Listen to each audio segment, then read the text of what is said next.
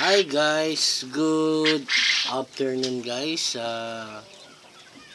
Magpapakain pala tayo ng ating mga pugo guys dahil alas 5 na ng hapon. Kailangan natin ipakain ng alaga natin para may itlog tayo mamaya guys.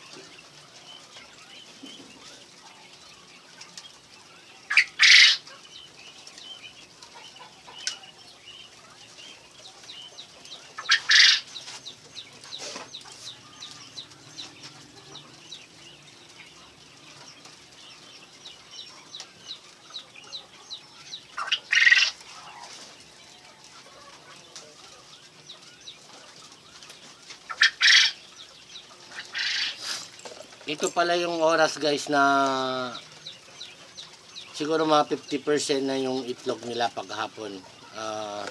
Kailangan natin magpakain para maparami din yung ating harvest.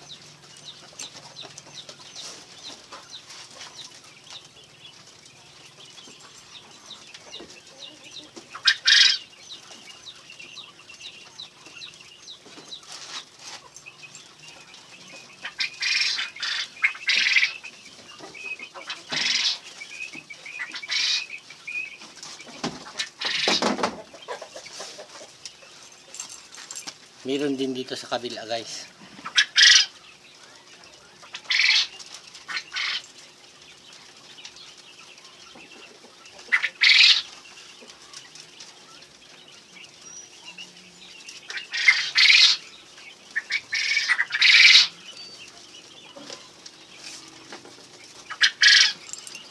Meron din dito sa likod. Ayan. Bale 3 layers din to. Ang pagpupugo guys ay minsan sabi nila up and down yung kita mo dyan kasi yung pugo parang climatize yan siya. Kung tag-ulan, malamig, mga 2 days na mahina yung itlog, tapos kung tuloy-tuloy yung ulan, tuloy-tuloy na din yung itlog nila. Tapos kung biglang init din, mahirapan din sila mangitlog kasi magbabago na naman yung katawan nila dahil sa pabago-bago ng klima. Kaya nagbibigay tayo ng vitamin or anti-stress. Ang ginagamit ko pala ay Vitamin Pro. Maganda naman yung Vitamin Pro guys. Kaya kung balak mo mag-alaga ng pugo, kailangan sipak at syaga lang guys at mahaba yung pasensya mo. Yun lang guys para sa mga gusto mag-alaga ng pugo. Yun lang muna ang maibibigay kong payo sa inyo. Just start in a small amount guys. Huwag mo na bibigla ng marami. Siguro just try only mga 100 to 200 heads. Okay na yun, pang libangan lang muna.